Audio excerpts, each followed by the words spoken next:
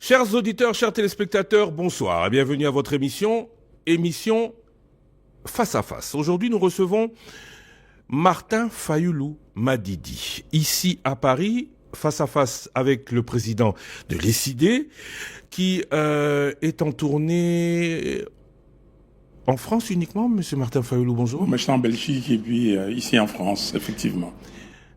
En tournée d'explication, en tournée de... En tournée tout court. Oui, mais à un moment, il faudrait commencer à dire pourquoi vous êtes tous là à tourner, ou vous tournez à un moment charnière, au moment où on négocie, vous faites du tourisme. Vous voulez que je vous dise la vérité? Je suis venu ici à Paris voir mon petit-fils. Mon fils a eu un petit garçon et je suis venu pour cela. Et j'ai profité pour aller en Belgique et puis voir certains officiels et ici en France. Et j'ai profité aussi pour m'adresser à mes compatriotes congolais. On l'a vu, c'était hier, dimanche, ici à Paris, sur les Champs-Élysées, avec des messages pour une personne en visite familiale qui sont plutôt très pointus. Je vais en citer un. Vous avez pardonné à Corneille Nangaa, l'ancien président de la CENI. Je n'ai aucun point d'accord avec lui, aucun, mais cela ne veut pas dire que je ne peux pas m'asseoir autour d'une table avec lui parce que j'ai pardonné. Oui, mais est-ce qu'on peut ajouter quelque chose? J'ai ajouté que je n'avais aucun point d'accord, sauf que nous étions tous deux Congolais et que nous devons travailler pour l'avenir de notre pays et lui devait tout faire pour arrêter le massacre des Congolais. Vous dites que vous avez des points communs, mais vous avez aussi de gros points de divergence. Vous faites encore confiance à Corneille Nangaa? Vous pouvez encore dire on peut travailler, on peut faire quelque chose ensemble après ce qu'il vous dit vous avoir fait? Moi, je suis comme un écolier docile et j'ai appris beaucoup du cardinal Mosengo. Quand on était à la conférence nationale souveraine, les cardinals nous disaient, Congolaises et Congolais, on était zaïrois à l'époque, faisons tout pour mettre de côté ce qui nous divise et mettre en avant ce qui nous rassemble. C'est pour cela que j'ai dit, si vous voulez trouver un point qui peut nous mettre ensemble, c'est la paternité, donc notre appartenance au Congo, c'est tout. Et si on est Congolais, on est patriote, ce qu'on doit faire, on doit aider son pays à avancer. Comme les Kasavubu, les Lumumba et les autres l'ont fait. Eux, ils ont rempli leur mission et c'est à nous de remplir notre mission. Notre mission aujourd'hui, c'est de ne pas laisser les Congos balkanisés. Vous êtes un bon chrétien, vous? Tout à fait. Vous êtes prêt à pardonner à tout le monde, même à ceux qui ont fait ce qu'ils disent vous avoir fait? Est-ce que ce genre de personnes ont selon vous encore voix au chapitre? Mais écoutez, la Bible dit, c'est pas la vengeance n'est pas à moi, c'est à Dieu. Et j'ai pardonné. Et j'ai toujours dit, et je le répète, vous avez commencé par dire, vous êtes un bon chrétien. Si un chrétien a deux valeurs, deux seules. La première, c'est l'amour. Et la deuxième, c'est le pardon. Donc, j'aime mes frères, j'aime mes sœurs. Et maintenant, quand on pardonne, pardonner ne veut pas dire oublier. C'est par rapport à tout ce qui s'est passé que nous devons nous remémorer ça et pardonner et construire l'avenir pour que cela ne se passe plus. Et c'est ça l'avantage du pardon. C'est ça l'essence du pardon. Dans votre bonté, je voudrais vous poser trois questions directes. Aujourd'hui, vous dites quoi? Félix Tshisekedi est président de la République? Mais ça, il défaite. Il est la défaite, mais il n'a pas été élu par le peuple congolais. Ça, vous le savez. Il est là, défaite, c'est lui qui représente le pays. Il est là, défaite. Et comme j'avais dit que Kabila n'était pas président de la République, il est là, défaite. Je ne l'avais jamais appelé président et je continue à insister et à le dire. Et ça, c'est la vérité. La vérité, on ne peut pas transgresser. Quand on dit on pardonne, mais on ne transgresse pas la vérité, on ne la change pas. Et Kofi Olomide avait dit que la vérité est têtue. Même si elle vient par les escaliers, mais elle arrive toujours. Aujourd'hui, Joseph... Et c'est comme ça que la vérité est là.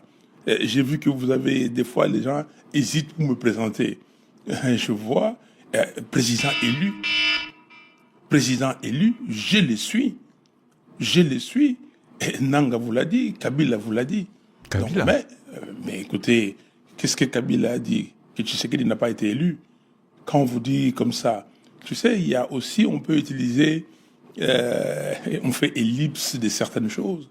Et on peut pas dire tout, mais le peu qu'on a dit, on comprend. Joseph Kabila aujourd'hui est fréquentable? Écoutez, est-ce que par rapport à Zelensky, Poutine est fréquentable? La question n'est pas là. La question est, est-ce qu'il veut le bonheur du Congo? Selon vous, après tout ce qu'on dit qu'il vous a fait, le veut-il vraiment? Moi, je n'ai pas là pour porter des jugements de valeur. Je veux qu'il le soit. Oui, mais attendez, moi, j'ai vous fait ne pouvez des pas faire abstraction de tout ce qu'il vous a fait et vous dire, au regard de tout ce que vous avez vécu, pareille personne peut vouloir le bien du Congo. Ma personne n'est rien s'il a changé, comme on dit à Lingala, ce qui a tout béli ou a tout bélaki. Ok, s'il confesse ses péchés, et il peut le confesser lui-même, il n'est pas obligé de venir me le dire. Moi, je suis pas prêtre ou pasteur. Non, toute personne qui veut le bonheur du Congo et pour que demain nos enfants, nos petits-enfants vivent bien dans ces pays, j'ai dit, ok, venez, on oublie le passé. Mais le passé, quand on oublie, c'est pour cela, quand j'ai parlé au niveau de la MOCA, au niveau de l'ECD, nous avons dit vérité, réconciliation, cohésion nationale. Vérité, on se dit tout. Et pour qu'on oublie, si on veut oublier, il faut se parler, il faut le dire, que les gens sachent que le monsieur ou la dame m'a dit ce qu'il a dans son cœur, et puis c'est fini. Mais sinon, si je commence à murmurer, à dire des choses en cachette ou quand je vais quelque part, je dis ce que je pense réellement, c'est que vous n'êtes pas un homme sérieux ou une femme sérieuse. Vous pensez que ce sujet élection 2018 doit être au centre de ce dialogue? Non, ça ne peut pas être au centre du dialogue, mais ce sujet doit être évoqué pour savoir qu'est-ce qui s'est passé et pourquoi nous sommes arrivés à ce niveau-là et comment éviter que cela se présente 2018 comme 2023. 2023, c'est un simulacre d'élection. Vous avez vu une élection prévue par les codes électoraux de 10 heures, de 7 heures à 17 heures, et vous avez 7 jours. On doit savoir pourquoi une élection où le soir, la nuit, les assesseurs et tout le monde, les gens s'en vont, se rendent chez eux, et puis on commence à sortir le bulletin de X, on met le bulletin de l'autre, de Y. Il faut qu'on se parle, il faut le dire, il faut le mettre sur la table et dire non, jamais, plus jamais, cela ne doit arriver dans notre pays. Alors, Félix de fait président, Joseph Kabila fréquentable, il faut savoir pardonner, Corneille Nangaa interlocuteur, parce qu'il a la force avec lui? Non. Vous savez, la force. Vous pouvez avoir l'illusion de la force, mais ce n'est pas la force. C'est quand même lui qui, aujourd'hui, contrôle 2 chefs-lieux de province. Il les contrôle. Est-ce que c'est vraiment lui qui le contrôle? Le problème, c'est ça. Est-ce que c'est vraiment lui qui le contrôle? Ce n'est pas le sujet aujourd'hui. Ça peut être aussi le sujet, parce que si ce n'est pas lui qui le contrôle, alors pourquoi est-ce qu'un dialogue entre Congolais va résoudre un problème si ce sont que des Rwandais qui sont là, et on sait pourquoi? Il n'y a pas que des Rwandais. Le problème, c'est que le problème est plus complexe. C'est qu'il y a un complot contre les Congos. Ce complot a été orchestré et on a mis des proxys, donc des gens qui étaient des têtes de pont pour faire avancer ces complots, donc le mettre en exécution. Comme depuis 30 ans. Comme depuis 30 ans. Et heureusement que le peuple congolais a guéri. Le peuple congolais, dans son ambition, dans sa volonté de vivre ensemble, avec un Congo uni, un Congo écolomoko comme nous disons, et ce peuple congolais est en train de mettre en échec ces complots-là. Mais il y a des gens qui sont là, on ne peut pas... Vous savez, le professeur Mbaya Kankwenda avait écrit un livre, La République démocratique du Congo face au complot de balkanisation et d'implosion. Ces complots existent. Il y a des pions. Il y a des pions naïfs, c'est vrai, mais il y a des pions conscients aussi. Moutinga a parlé de la République des inconscients. Mais il y a beaucoup d'inconscients, il y a beaucoup de gens qui vivent pour eux-mêmes, ils ne vivent pas pour le pays, ils ne savent même pas pourquoi ils sont là. Donc, il y a un complot, ce complot est exécuté par certaines personnes, et si vous voulez qu'on fasse une émission sur ça, on le fera, on la fera, mais aujourd'hui, on continue de parler de la crise actuelle. Oui, la crise. Non, avant qu'on parle de la crise et des différentes négociations, vous avez dit donc que Corneille Nangaa est interlocuteur, il y a un complot, il y a donc des Congolais qui pourraient soit se justifier, soit être des traîtres. Interlocuteur pour, au final, Corneille Nangaa obtenir quoi? Qu'est-ce que Corneille Nangaa pourrait, selon vous, négocier qu'il soit acceptable? Mais ça, c'est lui, à lui de le dire. Moi, je ne sais pas ce qu'il veut négocier. Mais quand on dit, par exemple, que l'Assemblée nationale lève le brassage, que la justice lève les condamnations... Non, c'est pas ça. Qu'ils viennent, d'abord, qu'il arrête le massacre qui sont en train d'être perpétrés à l'est de notre pays, qu'il arrête ces désordres, et dès qu'il arrête, et qu'il dise ce qu'il veut et pourquoi. Et maintenant, nous allons discuter comme le Sud-Africain ont fait avec leur comité Vérité, Justice et Réconciliation. Donc, est-ce que nous disons aujourd'hui que tel, on ne veut pas de lui, tel autre, on ne veut pas de lui? Alors, si nous prenons cette position-là, c'est à nous de le dire, c'est au peuple congolais de le dire. Moi, en tant que leader, je me dis, la guerre ne sert à rien, prendre les armes ne sert à rien, absolument à rien. Et le problème, on pouvait anéantir tout ça si on avait une armée. Si on avait développé une armée, depuis, vous dites que depuis 60 ans que nous sommes là, mais si on avait développé une armée, les Nangaa n'existeraient pas. Ils seraient écrasés tout de suite.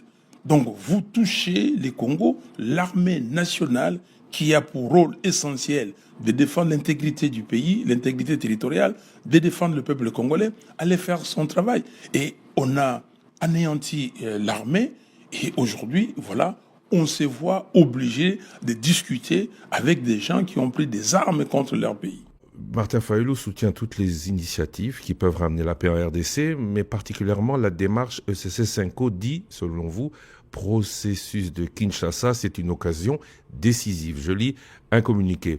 Pour vous, il y a 5 objectifs désormais que la République démocratique du Congo doit pouvoir atteindre. Fin de la guerre, fin des massacres, fin de réforme du système électoral, fin de la non-gouvernance. Gabegie financière. Quels seraient selon vous, parce que je vais vous laisser les énumérer vous-même, vous en avez les droits d'auteur, quels seraient les principaux défis à relever par éventuel dialogue? Non, mais comme je dis, les 5 points, vous l'avez si bien dit, on se réunit pourquoi? D'abord, il y a une crise. Il faut regarder, aller de fond en comble pour voir les causes profondes de cette crise. Causes lointaines, il y en a, et causes immédiates, les causes récentes. Et au sortir de là, donc pendant des discussions, nous devons parler de comment recouvrer l'intégrité territoriale de notre pays. Parce qu'aujourd'hui, il y a des contrées qui sont entre les mains des gens qui ne sont pas congolais, qui entre les mains des gens qui ne gèrent pas le pays. Comment recouvrer cette intégrité? Comment avoir une armée efficace? Et ainsi de suite. 2. Comment arrêter avec la gabegie financière, les trains de vie élevés de l'État, des vols, des enrichissements sans cause, et pour qu'on récupère de l'argent, on mette dans l'armée, on mette dans le projet social pour alléger la misère du peuple. 3. Comment arrêter avec les violations et, comme je dis, systématiques des droits humains? On viole, on arrête et on prive les gens de leur liberté. Donc, comment arrêter ça? Et 4. Maintenant, quand on est là, nous voulons une république, une vraie république, une démocratie. Comment faire les institutions, comment faire les réformes? Réformer les institutions pour que demain, on puisse avoir des élections crédibles. Uniquement réforme pour des élections ou réforme institutionnelle, Non. entendez éventuellement aussi révision de la Constitution? Non, la révision de la Constitution n'est pas une réforme institutionnelle. Les réformes institutionnelles, c'est-à-dire la loi électorale, il faut réformer, la commission électorale, il faut réformer, la Cour constitutionnelle, il faut réformer, et d'autres lois, c'est-à-dire qui régissent le renseignement, l'armée, la police, et ça sont les réformes institutionnelles. La Constitution, sa révision est prévue par la Constitution elle-même. On ne vient pas d'une façon intempestive commencer à évoquer la révision de la Constitution. La révision de la Constitution, pour des gens qui sont sérieux, pour des démocrates, si j'engage la révision constitutionnelle aujourd'hui, les débats aujourd'hui, c'est peut-être pour que ça voit les jours dans 10 ans, dans 15 ans, et dont je ne serai pas bénéficiaire. On ne révise pas la Constitution pour soi. Donc la Constitution, il faut écarter. Donc je disais, donc ces 4-là, 5, comment vivre en paix avec le pays voisin. Donc, comment avoir cette coopération régionale, sous-régionale, saine, et ne pas avoir des guerres inutiles. Nous sommes entourés par 9 pays voisins, mais qu'il y a 2-3 pays qui nous dérangent, ou même pas 3, 2 pays qui nous dérangent. Donc, si nous revoyons, nous analysons en détail ces 5 points, et je crois qu'on arrivera à ce que nos pasteurs, c'est-à-dire les prêtres catholiques et les pasteurs protestants ont dit, le pacte social pour la paix et le bien vivre ensemble au Congo et dans la région. Vous, c'est uniquement les religieux qui peuvent initier pareille initiative?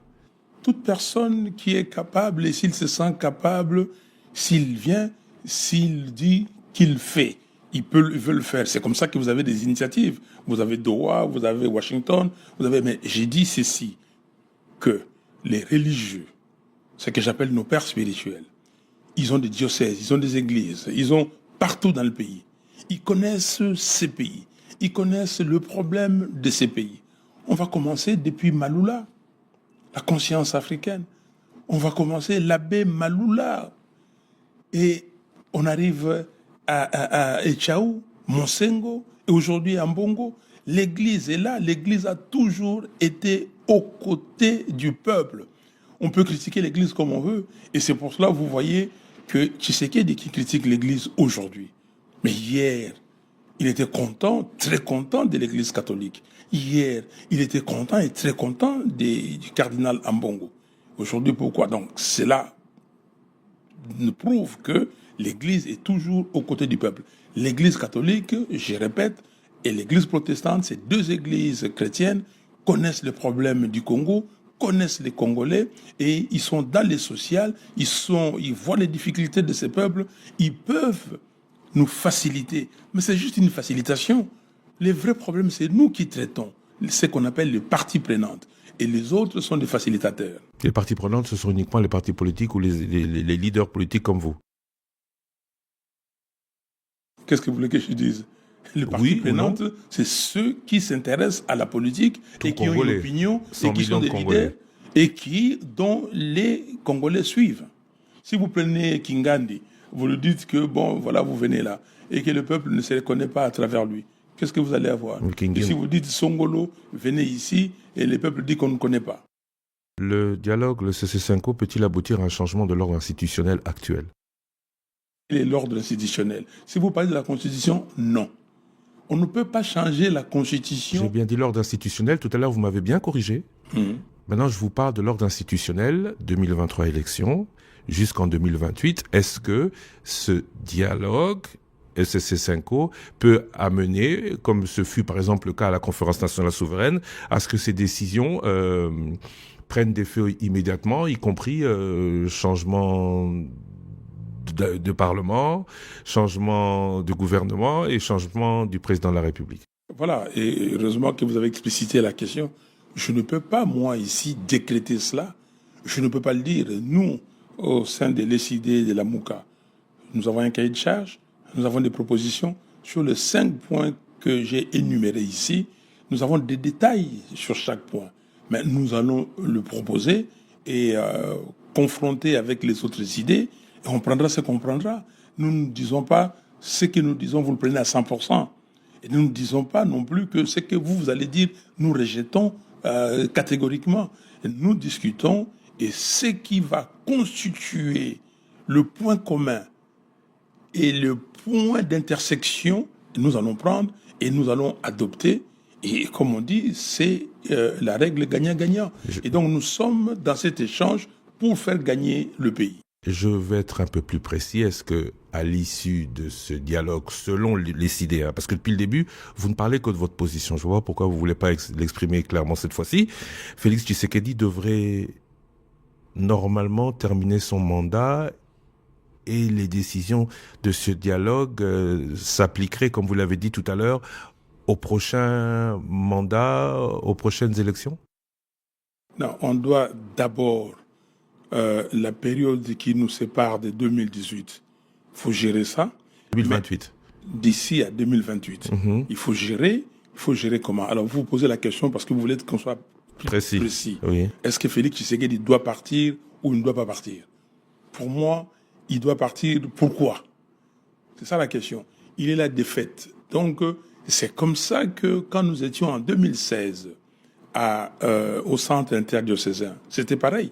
On n'a pas reconnu Kabila. Il est resté jusqu'en 2018. Pardon? Mais il est resté jusqu'en 2018. Et donc, nous nous sommes dit, voilà ce qu'il fallait faire. Nous avons pris des résolutions. Mais malheureusement, que ça n'a pas été appliqué. C'est quand on dit que les gens ne respectent pas les engagements. Beaucoup ne respectent pas les engagements. Hein. Beaucoup de Congolais et des Congolaises. Alors, maintenant, ici, il ne s'agit pas de créer une révolution inutile. Ici, il s'agit de se dire des vérités, de se réconcilier et de créer la paix sociale par la cohésion nationale et d'envisager l'avenir. Donc, les 5 points dont je parlais, on discute et en 2028, nous avons des élections crédibles, transparentes, apaisées. Ça, c'est les idées, la Mouka qui les dit. 2025-2028. J'ai dit 2028. Entre 2025 et 2028, ce serait quoi? Une transition, retour du 1+4 avec un SIAT? Vous le voyez ça comment? Ça sera ce qui devait être là, c'est que les parties prenantes devaient se convenir. Mais si les parties prenantes conviennent autre chose et que tout le monde accepte, on accepte. Ça, je dis notre position. Et vous avez dit, moi, je n'ai pas, la langue dans ma poche. J'ai dit ce que nous pensons, et ce que nous pensons est dit et écrit et publié. Nous avons un manifeste, le manifeste de Kisangani, qui a dit beaucoup de choses. J'ai fait des déclarations chaque 30 juin, chaque 30 décembre. Je m'adresse à la population et c'est connu. Mais si on arrive là-bas et que la majorité décide autrement et que tout le monde, finalement, prend la position de la majorité, c'est la majorité. Sur Top Congo FM, Didier Moumengi, qui est le coordonnateur général du pacte social des religieux, appelle le président Tshisekedi à s'approprier ce pacte. Est-ce indispensable qu'il l'organise, qu'il le sponsorise, qu'il en soit partie prenante? Non, Didier Moumengi a totalement raison. Et quand nous avons organisé la conférence nationale souveraine, on avait demandé à Mobutu de s'approprier la conférence nationale. Mobutu a convoqué la conférence nationale. Et bien sûr, il ne voulait pas qu'elle soit souveraine, mais la conférence a décrété sa souveraineté. Et puis, les pays, les gouvernements a financé cette conférence. Donc, c'est une affaire de l'État. C'est une affaire de la nation congolaise. Ce n'est pas une affaire privée. Et donc, ce que Moumengi dit, je souscris totalement. À l'époque de Mobutu, il devait y avoir élection depuis 91. Ces élections n'avaient pas eu lieu. Toutes les institutions étaient fin mandat. C'est pas vraiment le cas aujourd'hui. Alors, est-ce que de cette souveraineté de la conférence nationale, on pourrait retrouver dans ce pacte social sans pour autant que, puisque vous avez dit qu'on ne touche pas à la Constitution, l'institutionnel actuel ne soit lui aussi mis à contribution? Quand Moumengi dit que Tshisekedi doit s'approprier. Mais il veut qu'il soit dedans. Oui, mais quand je dis l'institutionnel soit mis à contribution, si vous dites par exemple que le Parlement tombe, le gouvernement tombe, l'institutionnel actuel pourrait vous dire respecter la Constitution. Ce qui n'était pas le cas nous sommes dans une crise. Dans la conférence nationale souveraine. Nous sommes dans une crise aujourd'hui profonde. Cette crise dit quoi? Et la résultante de quoi? La violation de la Constitution. On a violé la Constitution. Moi, je vais mettre quiconque à défi. Les députés qui sont à l'Assemblée nationale, combien ont été réellement élus par la population? Tshisekedi, est-ce qu'il a été élu par la population par une élection normale? Non. La réponse est tout de suite non. Vous voyez, on vient d'avoir les élections à Massimanimba. Avant que les bulletins arrivent, les fiches arrivent à la CNI locale, on connaît déjà les résultats. Est-ce qu'on continue? À cause de la machine?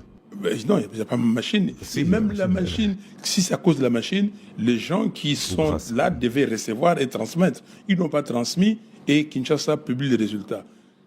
Le système est biaisé, donc nous sommes dans cette crise qu'il faut corriger. Donc nous sommes dans une situation où on se cherche. Et comme on se cherche, il y a des choses qu'on accepte, il y a des choses qu'on n'accepte pas. Mais pour qu'on accepte tout, qu'on constitue une base, qu'on construise une base, il faut se mettre autour d'une table et dire ça c'était bon, ça c'était pas bon, mais maintenant nous devons faire que du bon, respecter la loi, respecter la Constitution et allons de l'avant. On ne peut pas, quand ça vous concerne, vous utilisez la Constitution, vous dites Constitution, Constitution. Quand vous voulez faire n'importe quoi, vous violez la Constitution. La Constitution est systématiquement violée. Toujours pour parler de Didier Boumengi, il dit Félix Tshisekedi et Joseph Kabila doivent faire la paix des braves pour que la paix soit possible. C'est aussi votre avis? Mais tout le monde doit faire la paix des braves. Mais je parle des deux particulièrement. Les deux, ils doivent se dire des vérités. Qu'est-ce qu'ils ont conclu? Qu'est-ce qu'ils ont fait contre la nation? Parce que leur deal dont on parle, c'est contre le pays. Alors maintenant, qu'ils se disent, écoutez, on fait la paix des braves, on était égarés, et maintenant on a vu que tout ce que nous avons conclu ensemble n'a pas aidé le pays. Et maintenant, ceux qui ont pris les armes doivent déposer, ceux qui travaillent contre le pays doivent arrêter, et tous regardons de l'avant pour aider les pays à sortir de cette crise profonde. La paix des braves entre Tshisekedi et Kabila, Didier Boumengi en parle, mais est-ce que vous avez fait la paix des braves avec Félix Tshisekedi? Avec Joseph Kabila, on va y arriver. J'ai envie de dire que oui, mais avec Félix Tshisekedi, plus aucun contact depuis Genève? Mais écoutez, la paix des braves, d'abord, le 7, je crois, ou le 8 juillet, à Washington, 2020, et j'avais dit que j'avais pardonné à Félix Tshisekedi. Et je ne reviens pas. Donc pour moi, c'est la paix des braves. Vous avez vu le 13 novembre 2023, je l'ai trouvé assis dans la salle de l'hôtel Hilton à Kinshasa. Au moment de la CENI, oui. Voilà, et je l'ai embrassé cordialement. Et les Congolais ont dit ce qu'ils ont dit, mais moi, je sais ce que je suis.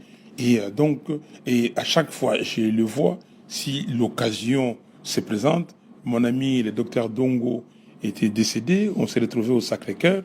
Je lui ai dit bonjour, cordialement, sans problème. Donc, il n'y a pas d'animosité. Vous savez, Christian Lusakounou, je vais vous dire, faut pas, je suis pas exceptionnel, mais je dors sans problème. Même le jour où on a proclamé les élections. OK? On a proclamé les élections. En 2018 ou en 2023? Je parle de 2018. 2023, ce ne sont pas des élections, c'est un simulacre d'élections. On proclame des résultats. Je suis allé au lit, il était 5 heures du matin, mais à 6h30, j'étais à l'église pour aller prier.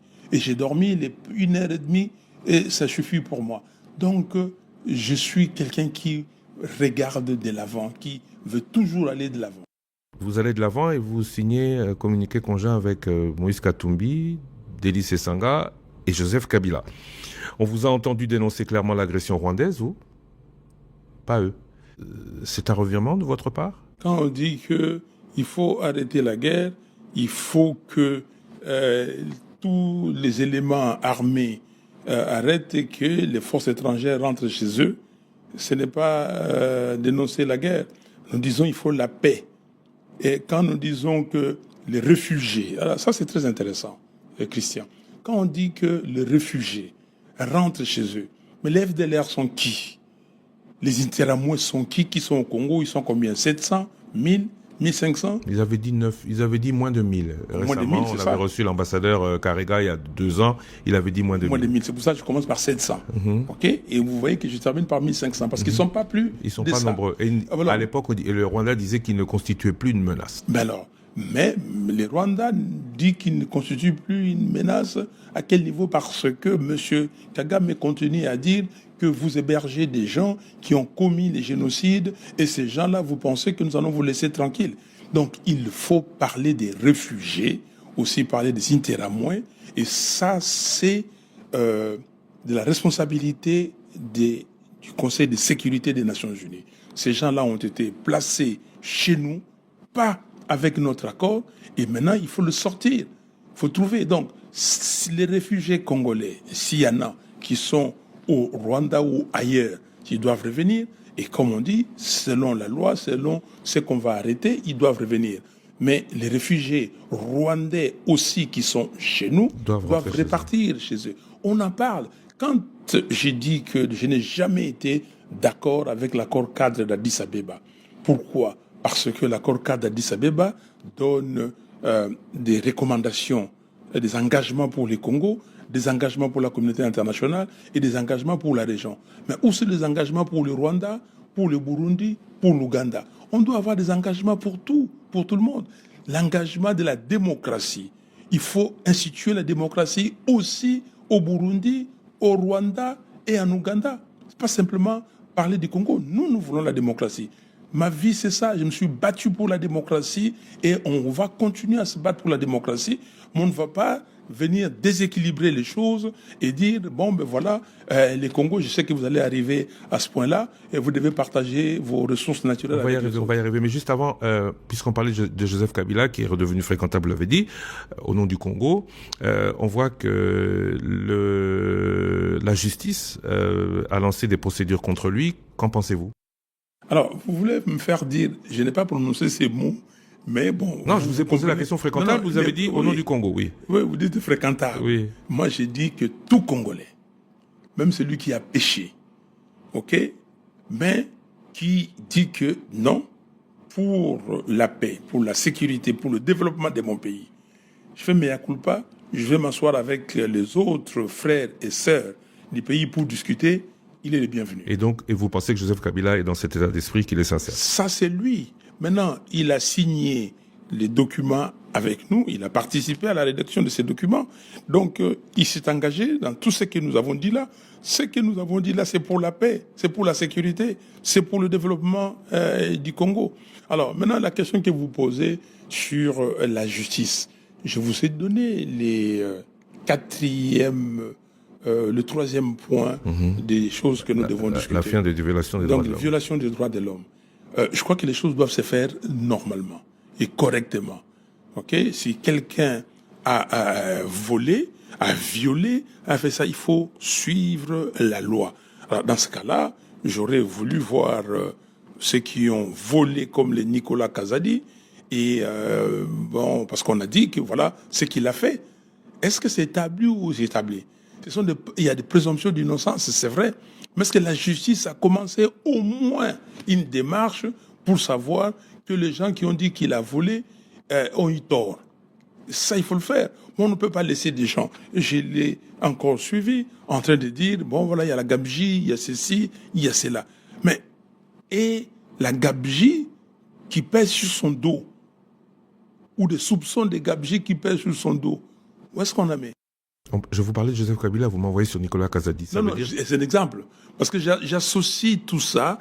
Je vous dis, vous me posez la question, est-ce que je suis d'accord ou pas d'accord à ce que la justice congolaise fait sur Kabila? Vous voulez que la justice suive toutes les procédures? C'est ça, j'ai dit que la justice suive la procédure et que ce soit la procédure qui est établie. La loi est là. Et s'il a violé la loi, il doit passer devant la justice. Corneille Nangaa a été bien jugé, selon vous? Il a été jugé où? Peine de mort contre lui et les membres de l'AFC, confiscation de ses biens. Je vous dis qu'il faut un état de droit. Et je vois, vous êtes très intéressé sur cette question, et c'est bien. Il faut un état de droit. Il faut que les choses... Il ne faut pas déclarer des choses comme ça d'une façon intempestive. Oui, mais attendez, c'est la justice qui a fait. Vous avez parlé de la procédure. Guillaume Gueffa, qui est bien connu, a dit qu'il n'y aura jamais de paix, de sérénité au Congo sans justice. Le défaut des précédents processus, c'est que on reparle avec les mêmes qui ont tué. Vous avez dit, vous, à partir du moment où Batoubeli, comme on dit en lingala, où ils s'amendent et qu'ils font preuve d'amour du Congo, sans que justice ne soit. Non, Guillaume Gueffa, que je connais très bien, qui était un grand ami et moi, je vois où nous étions jeunes garçons quand il a commencé la ZADO et avec les Djemoti et nous avec les Lutundula et les Bahati, nous avons commencé l'FDD. On a cheminé ensemble. Il a raison, mais nous sommes dans le monde, on ne va pas réinventer le monde. Et c'est pour cela, et souvent je me réfère toujours à l'Afrique du Sud. Aujourd'hui, en Afrique du Sud, les DIE et l'ANC sont dans un gouvernement d'union. Ils sont ensemble. OK? Donc, c'est pour cela, cette affaire des vérités, réconciliation et cohésion nationale, parce qu'on peut se pardonner. Mais au moins que les gens reconnaissent leurs fautes, leurs crimes. C'est ça. Sinon, allez, vous vous battez, et si vous pensez qu'il y a un vainqueur, le vainqueur prend tout et rejette les autres. Aujourd'hui, tant qu'il n'y a pas ça, et je ne peux pas réinventer la roue, je ne peux pas réinventer le monde, je ne peux pas réinventer un système nouveau que je n'ai pas. Donc, il faut discuter avec ces gens-là, leur faire connaître leurs torts, ce qu'ils ont fait du mal. Et moi, je l'ai dit, ceux qui ont volé, je les dénonce. Parlons des différentes consultations. Doha, qu'en pensez-vous? Conversation directe entre le gouvernement et le M23. Je vais répondre pour tout. Doha, Union africaine, Washington. Pour moi, ce sont des initiatives qui sont les bienvenues. Toute initiative qui tend à assurer au Congo la paix et la sécurité, qui tend à assurer au Congo et à la région les bien vivre ensemble, nous sommes d'accord. Y compris les consultations politiques pour la formation du gouvernement d'union nationale? Non, la formation du gouvernement, ce n'est pas un point à l'ordre du jour aujourd'hui. La formation du gouvernement que Kolongele et Bérande avaient entamé, non, ça, c'était quelque chose qui allait à l'encontre du processus de Kinshasa. C'était pour casser le processus de Kinshasa. Mais tous les autres processus sont bons et nous l'avons dit, à condition aujourd'hui de les fondre en un processus, à une initiative où tout le monde peut se retrouver avec à la tête les évêques catholiques, les pasteurs protestants. Doha viendra pour un soutien logistique et autres, et Washington aussi, et l'Union africaine pour assurer la bonne fin d'exécution des résolutions qui sortiront de là. Donc vous ramenez tout à l'ECC5O? J'ai dit, on ne peut pas suivre plusieurs lièvres à la fois. Chez nous, on dit que le chien a 4 pattes, mais il suit une direction. On ne peut pas aller... parce que les acteurs ne sont pas multiples. On ne peut pas... comment dire, on n'a pas cette don d'ubiquité où on peut dire, bon, ben voilà, un jour on est à Washington, un autre, temps on est à Doha, et comment dire, on est à... Oui, mais puisqu'on parle de solutions africaines, sachant que les Congolais, quand ils se retrouvent entre eux, ils trouvent des conclusions qu'ils ont des difficultés à appliquer, autant impliquer la communauté internationale, du modèle du CIAT à l'époque. Luanda et Nairobi sont mieux appropriés que le CC5O? Non, mais c'est pour cela que j'ai dit ECC5O, ajouter Doha, ajouter Washington, ajouter l'Union africaine, on met ça ensemble et là vous avez la communauté internationale. On a vu l'exemple qui a relativement bien marché, Sun City. Sun City, les Congolais étaient là, ils se sont retrouvés, ils ont pris des résolutions, il y a eu projet de constitution qui a été élaboré, qui a été soumis au référendum, et il y a eu un gouvernement de transition, et puis bon, ben, ça a marché. et jusqu'aux élections. Les élections ont eu lieu. Donc, et avec les SIAT, comme vous dites, les communauté internationale d'accompagnement de la transition. Donc, c'est pour cela que nous avons besoin de toutes ces initiatives, les fusionner et qu'ils jouent un rôle jusqu'en 2028. Mais que tout ce processus soit conduit par les religieux. À la tête de la facilitation, parce que tout ça, c'est la facilitation. Tous ces processus ne sont que des facilitations, parce que les vraies parties prenantes, ils doivent se parler. Et à un moment donné, comme il y a un pays extérieur, même pas un pays, un seul, même pas simplement le Rwanda, il y a l'Ouganda aussi qui est impliqué. On ne parle pas beaucoup de l'Ituri. Aujourd'hui, quelle est la monnaie qui est utilisée dans beaucoup de localités? Shilling ougandais. Alors, c'est pas de leur fait. Oui, mais on a perdu la souveraineté. Aujourd'hui, combien de militaires ougandais qui sont au Congo? Avec l'autorisation de Kinshasa. Exactement, mais pourquoi l'autorisation avec un gouvernement qui est très faible? Donc tout ça, on doit en parler. Il y a beaucoup de sujets, il faut, c'est vrai, les circonscrire et trouver des solutions. Et vous pensez qu'on pourra tout faire? Oui, juste une question avant de parler de Washington. Brassage, mixage et immunité. Vous avez cité tout à l'heure l'exemple du dialogue intercongolais. Est-ce qu'on doit encore parler de brassage demain, de mixage pour les FARDC à reconstruire et d'immunité de certains qui seraient pas justiciables demain à l'issue de ce processus? Ce sont des questions à aborder lors de ces dialogues. Votre avis, je voudrais savoir. Mon avis, je ne peux pas le donner aujourd'hui. Pourquoi? Non, mais on ne peut pas dire que je vais jouer au football ou je ne sais pas quel jeu, je donne mon plan de jeu. Non. Donc, j'ai des idées là-dessus, mais c'est que je voudrais que ça se termine, en toute bonté, et les gens se disent, bon, mais voilà, nous sommes réunis, et c'est profitable, c'est le Congo qui a gagné. C'est le Congo qui doit gagner, et non X, Y ou Z. Washington, alors, on va pas parler d'un accord de paix avec le Rwanda. On va pas parler, pour commencer, du deal en gestation. On va parler de votre réaction à la déclaration de principe. Pourquoi vous vous opposez à une déclaration qui pose des principes qui sont des principes reconnus internationalement? On s'est opposé? Vous dites que vous ne voyez pas d'un bon œil cette déclaration de principe? On n'a pas dit ça. On a dit que dans cette déclaration des principes, il y a des principes qui sont totalement en accord avec notre façon de voir les choses. Sur la souveraineté, par exemple, on n'a pas dit grand-chose, ou on n'a rien dit. Nous sommes totalement d'accord. Mais nous avons dit simplement une chose, en tout cas, je vais résumer en une chose, que les ressources naturelles, il y a des ressources naturelles qui peuvent être régionales, mais il y a des ressources naturelles qui sont nationales. Si vous me parlez des ressources transfrontalières, oui, c'est la frontière. Les Ruzizi, on se les partage. Les lacs Kivu, on se les partage. Mais les coltans qui se trouvent dans le sol de Walikale sont les coltans du Congo. L'or qui se retrouve dans l'est de la République ou ailleurs dans la République, c'est au Congo. Et nous disons que ces principes qui ne sont pas bons, il faut les corriger. Donc nous n'avons pas dit que nous sommes contre Washington. Mais vous n'êtes pas pour ce qui, aux yeux du monde, est la principale cause de l'engagement des États-Unis? Non, nous ne sommes pas contre non plus. Nous avons dit ceci, que avant qu'on signe un projet d'accord entre pays, il faudrait d'abord que les Congolaises et les Congolais, entre elles et eux, donc se mettent autour d'une table.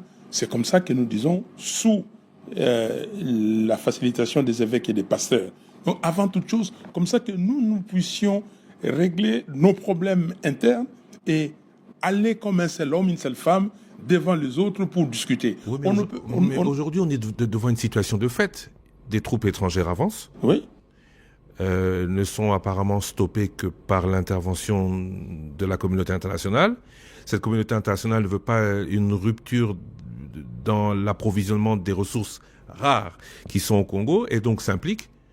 est-ce qu'on a le temps de dire à ceux qui peuvent faire arrêter la roue, stop, laissez-nous discuter entre nous sans savoir vraiment au début des discussions ce que nous voulons et savoir si c'est en adéquation avec ce que eux pensent, juste comme ça? Non, mais ils l'ont dit, ils peuvent le faire. Et ils l'ont dit dans la déclaration de principe. Ils peuvent, mais ils ne vont pas le faire. Eux, leur problème, c'est l'alimentation Non, l'alimentation viendra, ils s'alimentent depuis. Et s'ils attendent, comme ils ont dit, maintenant ils vont dire qu'ils vont attendre 2 mois. Et pendant ça, là, qu'est-ce qu'ils font? Ils ont déjà attendu longtemps, ils peuvent attendre. Donc, ça, c'est pour l'accord Rwanda. Ça, c'est pour l'accord Rwanda-RDC, ce qui n'est pas la même chose que la coopération entre les États-Unis et le Congo. La coopération entre les États-Unis et le Congo, vous allez coopérer avec quel État? L'État qui n'a pas sa souveraineté entre ses mains, l'État qui n'a pas l'assentiment ou l'adhésion de sa population. Vous ne pouvez pas, parce que c'est fusionnel. Tant que le peuple congolais ne va pas adouber un gouvernement, vous pouvez tout faire. Ça sera anéanti, ils l'ont compris. C'est pour cela que je dis et je répète, il y a des points dans des principes, nous sommes en accord. Il y a des principes, nous disons qu'il faut revoir. Ou attendre. Ou attendre. Il y a des principes comme l'accord cadre d'Addis Abeba qu'on a mis dans le cadre de l'intégration, la coopération sous-régionale. Ça, nous ne pouvons pas. Et nous disons, pour être clair, que toute personne, toute société peut venir investir au Congo. Que ce soit rwandais, et ce soit ougandais, congolais de Brazzaville, français, américains, tout le monde peut venir, qu'il respecte la loi congolaise. Mais pour qu'il respecte la loi congolaise, il faut que le Congo soit un état de droit, ok, où il sera sûr que ses investissements seront garantis. Alors maintenant, voilà, nous, à l'ECD, à la MOCA, ce que nous disons. Christian Lusaka, vous savez qu'en 1976, nous avons créé Mobutu et les présidents du Rwanda et du Burundi qui étaient là à l'époque, ont créé la CPGL, Communauté économique des pays des Grands Lacs. Mais les objectifs dont on a mis dans cette déclaration de principe, c'est la même chose? Non, la plupart sont la même chose. Mm-hmm. Ok? Mais pourquoi on ne dit pas carrément de ressusciter la CPGL? La CPGL n'est pas morte. Hein? Bonne question. Okay? De redynamiser la CPGL. Et que nous avons les Burundi, les Rwanda et les Congo, on peut maintenant intégrer l'Ouganda. On se met dans la CPGL, on poursuit. Dans la CPGL, on avait la BDGL, hein, la Banque du développement des Grands Lacs. Nous avions la société pour les gaz. Nous avons l'énergie. Il y avait Ruzizi 1, Ruzizi 2 et ainsi de suite. Pourquoi on ne ressuscite pas ça et on travaille? Il y a des bâtiments de la CPGL jusqu'aujourd'hui qui existent. Oui, mais il ne s'agissait qu'une déclaration de principe. Mais bien sûr. Si dans ces principes on retrouve ces communautés. Non, nous sommes d'accord, comme je dis, sur la déclaration de principe sur certains points. Okay? Sur d'autres, il faut élaborer davantage. Dans ces déclarations de principe, on ne parle pas des interamouins et nous disons qu'il faut en parler. Parce que quand on parle des réfugiés qui doivent rentrer chez eux, on ne parle pas des interamouins. Donc nous disons simplement, messieurs, mesdames, voilà, vous avez commencé une action, quelque chose, peut-être c'était précipité, vous n'avez pas pris les contours ou fait les contours de la question dans son ensemble, mais voici le point qu'il faut ajouter. Et s'il vous plaît, avant d'aller plus loin, laissez d'abord les Congolais se mettre autour d'une table, les parties prenantes, et discuter. Et dès qu'il y a ils se sont convenus, on peut y aller. Mais maintenant, ce que la déclaration doit faire est décréter les cessez-le-feu, les dépôts des armes, appliquer la résolution 2773. Voilà. Il y a une résolution des Nations Unies. Pourquoi vous pensez Et c'est comme ça que nous disons, mais la déclaration de principe parle de cette résolution. Très en clair, il faut appliquer la résolution 2773. Et donc, vous devriez être content de retrouver tout ce que vous avez dit dans cette déclaration. Et c'est comme ça que je répète, nous n'avons pas dit on rejette en bloc la déclaration. Nous avons dit qu'il ne faut pas mettre la charrue avant les bœufs. Voilà. C'est moi qui l'ai dit. Non, mais c'est ça que je voulais dire. Oui, c'est moi qui l'ai dit, mais je l'ai dit avant vous. Mettre la charrue avant ou devant le bœuf, non, il faut aller par étapes. Vous savez, quand vous faites la programmation, c'est logique, et il y a des étapes que vous devez à tout prix remplir. Sinon, j'ai appris à programmer en Fortran. Je ne sais pas si ça existe toujours. Non. Alors, il dit que if yes, go to. OK? Si c'est OK, vous allez. Si c'est pas là, vous revenez dans la case. Donc, il faut aller séquentiellement, méthodiquement, didactiquement pour que les choses passent. Vous avez montré votre côté économique. Maintenant, je voudrais qu'on termine en se disant les vérités, puisque vous dites que tel est le sujet pour le bien du Congo. Aujourd'hui, on voit une implication plus grande de la communauté internationale que 5 ou 10 ans auparavant. Et on comprend bien que, comme pour le Rwanda, le souci aujourd'hui, c'est bien les minerais rares de l'Est de la République démocratique du Congo. Guerre entre Chine et Russie, guerre entre Chine et États-Unis notamment, mais surtout exploitation à l'Est, chez nous, depuis trop longtemps, par des filières organisées d'origine rwandaise.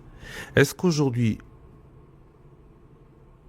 les Congolais vont bondir, mais je pose la question, il serait sage de penser que ceux vers qui on va pour nous aider à résoudre la crise, notamment en décrétant cessez-le-feu et autres, et en appliquant des sanctions, peuvent se passer de ceux par qui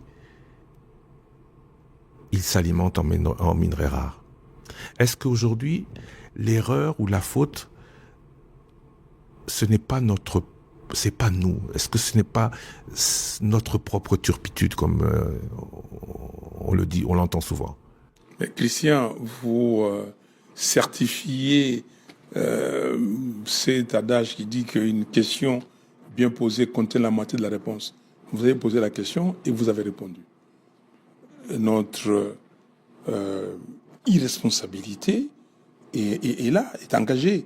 Mais ce qu'il faut savoir, il y a un président américain qui disait un pays n'a pas d'amis, n'a pas d'ennemis. Un pays n'a que d'intérêts. Ce sont les intérêts. Ceux-là viennent pour leurs intérêts. Et c'est à nous de nous défendre. Et vous le dites, c'est notre comportement irresponsable, notre comportement des néophytes ou des gens qui n'ont pas de valeur, parce qu'on ne veut pas mettre les valeurs en avant. Moi, je suis un garçon qui a suivi quand même la politique congolaise, et j'ai connu des gens qui sont venus avant. Il y avait des gens qui avaient de valeur. Aujourd'hui, les gens qui font la politique, 80%, je vais être vraiment très gentil, n'ont aucune valeur. La première valeur pour eux, c'est l'argent, c'est l'enrichissement illicite. Donc l'antivaleur érigée en valeur. Ce n'est pas normal. Ce n'est pas normal d'accepter que les voleurs soient des gens qui règnent dans le pays. Donc, ces pays-là qui viennent, c'est à nous de les arrêter. Personne ne peut aller en Arabie Saoudite, imposer sa loi et tout ça. Et même s'il impose sa loi, ça va être négocié. Vous connaissez comment l'Arabie Saoudite a été créée, comment ça a été fait, comment leur pétrole et tout ça. Ils ont discuté, ils ont négocié et ils ont trouvé leur part. Mais il y a des sociétés au Maroc, des grandes sociétés, en Algérie, des grandes sociétés. Mais ces sociétés-là font la fierté de ces pays. Nous, on avait la Gécamine. Qu'est devenue la Gécamine aujourd'hui? Depuis plus de 30 ans, attention. Hein. Mais juste d'où ma question à vous politiques, à vous qui demandez certains prérequis avant conclusion de tout contrat, avant possibilité de quelconque décision. Est-ce que vous ne savez pas tout ça? Est-ce que vous n'êtes pas conscient que plus on fait retarder certaines échéances du monde, parce que ce ne sont pas nos échéances, ce sont les leurs, plus on participe de ceux qui veulent faire main basse sur nos richesses? Christian, si vous avez une plaie, vous allez chez le médecin doit appliquer un traitement.